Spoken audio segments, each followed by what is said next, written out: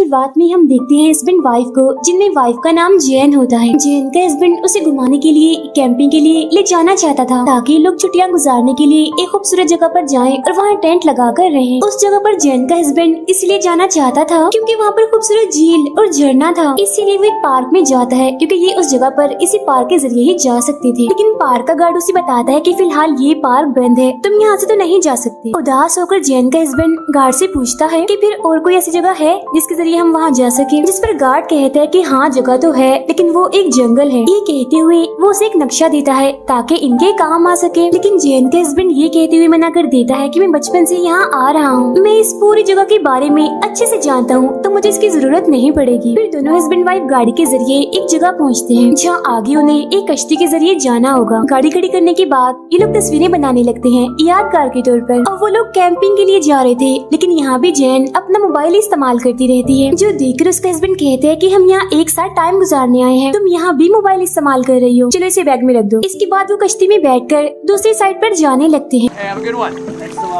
जब ये लोग वहाँ पहुँचते हैं तो पानी से कश्ती निकालते हुए जैन के हस्बैंड के पैर में चोट लग जाती है, उसका खून निकलता है, काफी दर्द भी हो रही थी उसे, लेकिन वो इस पर ज्यादा ध्यान नहीं देता। यहाँ जैन अपने साथ भालू को मारने वाली स्प्रे और फ्लेयर लाइट भी लाई होती है, जो कि मुसीबत के वक्त काम आ सकती है। ये दोनों चीजें वो इसीलिए लाई थी क्योंकि उसे डर लग रहा था कि ये जंगल है तो सवाल ही पैदा नहीं होता कि यहाँ पर कोई खतरा न हो। आगे बढ़ने पर इन्हें वहाँ कुछ और लोग भी दिखते हैं जो इनकी तरह ही कैंपिंग के लिए आए थे। तब उन्हें देखकर जैन को थोड़ी तसल्ली होती है कि शुक्र है उनके अलावा कोई और भी है, और उसका डर थोड़ा कम हो जाता। कुछ दूर जाने पर उन्हें टेंट लगाने के लिए एक अच्छी जगह मिल जाती है। तब ये लोग रात गुजारने के लिए उस जगह को साफ करके टेंट लगा लेते हैं। बाद में बातें करते हुए जैन का हस्बैंड उससे कहता है कि मैंने यहाँ आते हुए एक छोटी सी झील देखी थी, चलो वहाँ नहाने चलते हैं। तब उसकी काफी जिद करने पर जैन मान जाते हैं, जिसके बाद ये झील में नहाते हैं और काफी मजे करते हैं। अब यहाँ देखते ही देखते अंधेरा होने लगता है और इन्हें भूख भी लगी थी, इसीलिए जैन का हस्बैंड जंगल में लकड़ियाँ लेने के लिए चला जाता है खाना बनाने के लिए।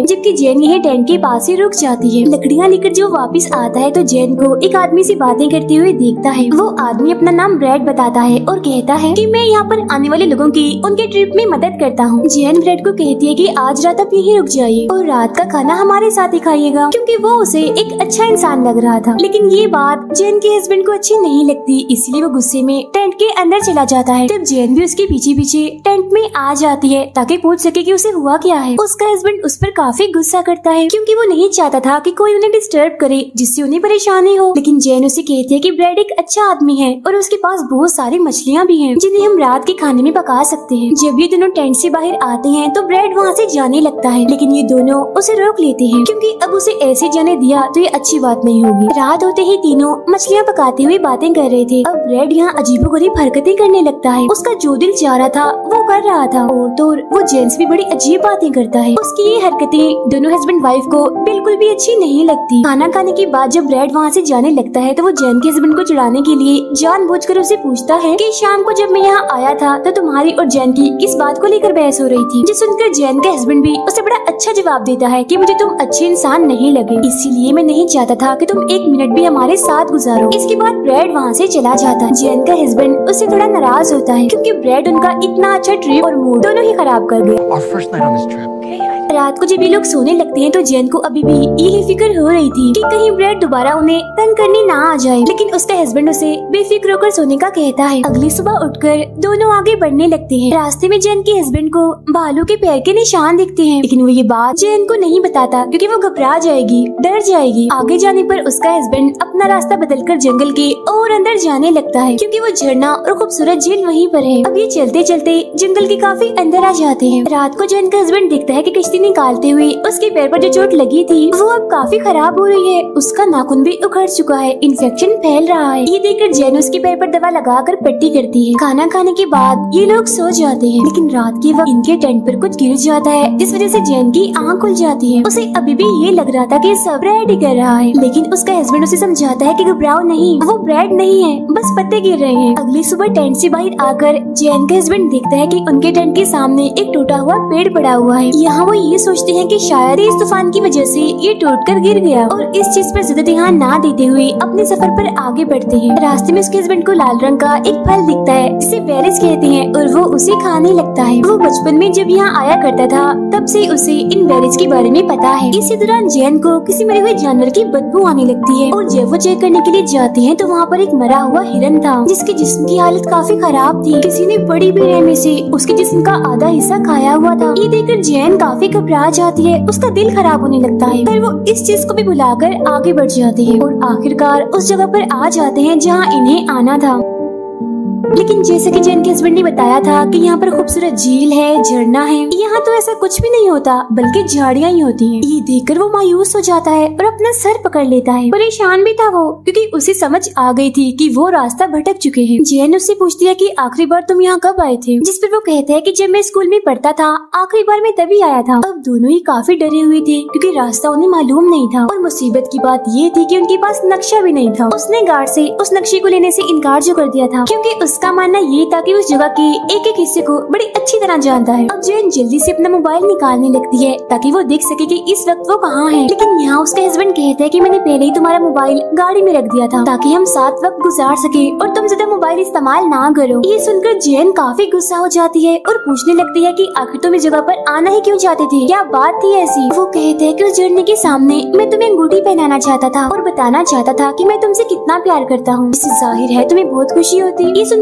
जैन उस पर गुस्सा करती है और कहती है कि देखो तुम्हारे शौक और मुझे खुश करने के चक्कर में हम कितनी बड़ी मुसीबत में फंस चुके हैं। हम ये तक नहीं जानते कि हमें आगे कहाँ जाना है, वापसी का रास्ता भी नहीं पता। फिर अब दोनों ही एक जगह पर मायूस होकर बैठ जाते हैं। जैन अपने हस्बैंड से कहती है आई एम सो सॉरी, मैंने तुमसे ऐसी बातों पर गुस्सा किया। और अब ये दोनों फैसला करते हैं कि आज रात वो टेंट लगाकर यही रात गुजारेंगे और कल सुबह अपना सफर शुरू करेंगे। रात को जब ये लोग सो रही थी तो एक जानवर इनके टेंट के आस पास घूम रहा था, जैसे वो ये चेक कर रहा हो कि अंदर कोई है या नहीं। वो बार बार ऐसा कर रहा था और तो और अंदर आने की भी कोशिश कर रहा था जिसकी परछाई हम साफ साफ देख पाते हैं। लेकिन वो दोनों गहरी नींद में सो रहे थे, इसी वजह से उन्हें इस बारे में पता नहीं चलता। सुबह होने पर वो टेंट से बाहर आकर देखते हैं कि कोई उनका सारा खाना खा गया है। वो फौरन समझ जाता है कि ये जरूर किसी भालू का काम है। लेकिन वो जैन से कहते हैं कि शायद किसी छोटे मोटे जंगली जानवर ने ऐसा किया हो। ऐसा उसने इसीलिए कहा था ताकि जैन डर न जाए। अब ये लोग सामान लेकर वापस जाने लगते हैं। बीच जंगल में आकर जैन के हस्बैंड बताता है कि मुझे रास्ता नहीं पता, मुझे नहीं पता हम कहाँ जा रहे हैं। ये सुनकर जैन को गुस्सा आता है और वो नहीं रुकती, आगे बढ़ती रहती है। तब उसका हस्बैंड भी उसके पीछे पीछे आने लगता है। काफी दूर आने पर जैन को प्यास लगने लगती है तो बोतल निकालकर पानी पीने लगती है। पानी पीते हुए उसकी नजर एक गहरी जगह पर जाती है जो देखने से लग रहा था कि जरूर ये किसी भालू के बैठने की जगह है। ये देखकर जैन जल्दी से बैग उठाती है और कहती है कि जल्दी करो, जितनी जल्दी हो सके हमें जगह से काफी दूर जाना होगा। जिसके बाद वो फौरन ही यहाँ से निकलते हैं। रात के वक्त ये आग के सामने बैठकर बातें कर रहे थे। तब जैन के हस्बैंड उससे पूछता है कि जब तुम मुझे डांट रही थी तो जो बातें तुमने की क्या वो सच थी। इस पर वो कहती है नहीं बाबा, मुझे गुस्सा आ गया था इसलिए मैंने पता नहीं क्या क्या बोल दिया। भूल भी जाओ उस बात को प्लीज। अब उसका हस्बैंड उसे वो अंगूठी दिखाता है जो वो उसे झील के पास जाकर पहनाने वाला था। वो अभी जैन को अंगूठी पहनाने लगता है लेकिन वो कहती है कि अभी रुक जाओ, हम पहले इस मुसीबत से निकल जाए एक बार, फिर मैं खुशी खुशी पहनूंगी इस अंगूठी को। तब अचानक से उन्हें जंगल से किसी के गुर्राने की आवाज आने लगती है। ये चुप होकर पहले तो उस तरफ देखती है जहाँ से आवाज आ रही थी, लेकिन जब उन्हें कुछ ठीक नहीं लगता तो वो टेंट में चले जाते हैं। अगली सुबह जब वो जागते हैं तो जैन का हस्बैंड बाहर जाने के लिए टेंट की जिप खोलता है और वो ये देखकर काफी डर जाता है कि कुछ ही दूरी पर एक भालू खड़ा हुआ है जो जानवर को खा रहा है। तो वो जिप बंद करते हुए इशारे से जैन को कहता है कि चुप रहना, कोई आवाज नहीं करना, बाहर भालू है। फिर वो दोबारा से जिप खोलकर बाहर देखता है और अब वो भालू उनके टेंट की तरफ ही आ रहा था। तो वो डरते हुए जैन से कहता है कि जल्दी से मुझे कुल्हाड़ी दो। इस पर जैन कहती है ओह शिट, कल रात हमने जहाँ टेंट लगाई थी कुल्हाड़ी तो हम वहीं भूल आए हैं। अब घबराते हुए जैन जल्दी से भालू को मारने वाला स्प्रे उठा लेती है और उसके आने का इंतजार करने लगती है। अब उनकी हलचल से भालू को पता चल जाता है कि टेंट के अंदर कोई है, इसीलिए वो एकदम से ही टेंट फाड़कर अंदर आ जाता है और उन पर हमला कर देता है। इसी हड़बड़ी में जैन के हाथ से वो स्प्रे गिर जाती है। तब ये भालू उस पर झपट कर उसके बाजू को काट लेता है जिससे वो इतनी जख्मी हो जाती है कि तेजी से उसकी बाजू से खून निकलने लगता है। ये देखकर जैन के हस्बैंड उसे बचाने के लिए खुद उस भालू के सामने आ जाता है। तो अब वो भालू फौरन उसके पैर को पकड़ लेता है अपने बड़े बड़े दांतों से, जिस वजह से उसे काफी तकलीफ होती है। वो काफी चिल्लाने लगता है। है। इस बीच मौका देकर जैन स्प्रे उठाकर भालू पर कर देती है और उसे वहाँ से भगा देती है। लेकिन जब वो अपने हस्बैंड के पैर को देखती है तो काफी घबरा जाती है, क्योंकि भालू ने उसे बहुत ज्यादा जख्मी कर दिया था। तेजी से उसका खून निकल रहा था। उसका हस्बैंड बताता है कि मुझे ऐसा लग रहा है जैसे मेरा पैर मेरे जिस्म के साथ ही नहीं है। ऐसा उसे इसीलिए महसूस हो रहा था क्योंकि तेजी से उसका बहुत सारा खून बह चुका था। तब जैन उसका खून रोकने के लिए कपड़े से उसके पैर को बांधती है। इस सब की वजह से वो काफी घबरा गया था। वो रोते हुए जैन से कहता है कि अब मैं नहीं बचूंगा, मैं मर जाऊंगा, क्योंकि मौत हमारे सामने है। बचने के लिए हमें तेजी से यहाँ से निकलना होगा, लेकिन पैर जख्मी होने की वजह से मैं यहाँ से नहीं भाग सकता। जब ये दोनों बातें कर ही रहे थे कि तभी अचानक से वो भालू दोबारा से इनके टेंट में आ जाता है और इस बार वो जैन के हस्बैंड को ही घसीट कर अपने साथ ले जाता है। उसका हस्बैंड बार बार चिल्ला चिल्ला कर उसे कह रहा होता है कि जैन जल्दी करो, भागो यहाँ से। लेकिन जैन को तो कुछ समझ नहीं आ रही होती कि वो क्या करे। वो तो इस सदमे में होती है कि उसके साथ ये क्या हो रहा है। कुछ देर बाद खुद को संभालते हुए हिम्मत करके वो बाहर आती है और देखती है कि वो भालू अब उसके हस्बैंड को खा रहा है। ये देख जैन काफी दुखी हो जाती है, लेकिन वक्त को जाया ना करते हुए वो जल्दी से उस अंगूठी को उठाती है और वहाँ से भागने लगती है। अब वो बगैर सोचे समझे जितना तेज हो सके वहाँ से भाग रही थी, लेकिन तेजी से भागने की वजह से वो टूटे हुए पेड़ से टकराकर बेहोश हो जाती है। होश में आने पर वो देखती है कि वो अंगूठी अभी भी उसके हाथ में है। फिर वो खड़ी होकर मदद के लिए चिल्लाने लगती है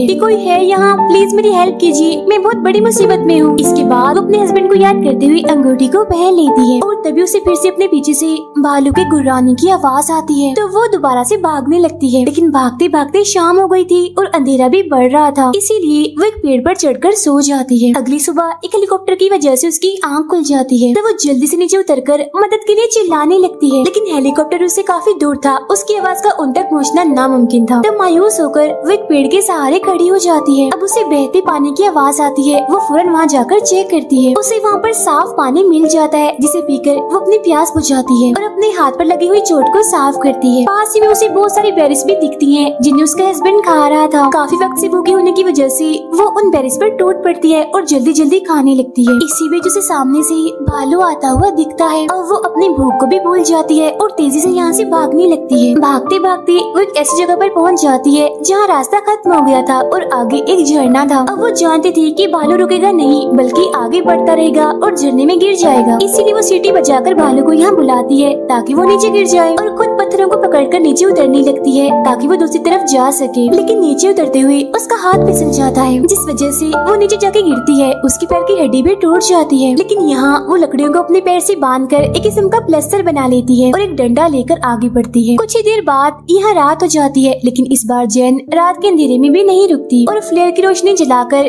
पूरी रात आगे बढ़ती है। अगली सुबह उसकी हालत काफी खराब थी, क्योंकि प्यास की वजह से उसके होंठ सूख चुके थे। काफी थक भी गई थी वो। तब कुछ देर आराम करने के लिए वो एक पेड़ के सहारे बैठ जाती है। थोड़ी सी आंख लगने के बाद जब वो जागती है तो अपने सामने एक हिरन को पाती है। अब ये उसके लिए किसी खुशखबरी से कम नहीं थी, क्योंकि यहाँ पर हिरन का होना इस बात का सबूत था कि यहाँ पर भालू का खतरा नहीं है। तो जाहिर है यहाँ पर एक भी भालू नहीं है। और वो खुश होते हुए उस हिरन के पीछे जाने लगती है। थोड़ा आगे आने के बाद वो जगह पर पहुँच जाती है जहाँ उन्होंने अपनी कश्ती लगाई थी, यानी आखिरकार वो जंगल से बाहर निकल ही आई थी। वो काफी जख्मी थी, लेकिन फिर भी जैसे तैसे वो कश्ती पानी में उतार लेती है और आहिस्ता आहिस्ता करके वहाँ से निकलती है। लेकिन किनारे पर पहुँचने तक उसकी हालत इतनी खराब हो जाती है कि उसका पैर भी काम करना बंद हो जाता है, क्योंकि उसकी हड्डी जो टूटी हुई थी। इसीलिए जैसे वो कश्ती से बाहर आती है बेहोश हो जाती है। सामने ही ब्रेड यहाँ पर आने वाले लोगों को रास्ता समझा रहा था और जब उसकी नजर जैन पर पड़ती है तो उसकी तो होश उड़ जाती है, क्योंकि बहुत ज्यादा जख्मी हालत में वो जमीन पर पड़ी हुई थी। ब्रेड अब भागते हुए उसकी तरफ आने लगता है, जिसका मतलब कि अब वो जैन को बचा लेगा और उसको भागता हुआ दिखाते ही ये फिल्म यहीं पर खत्म हो जाती है।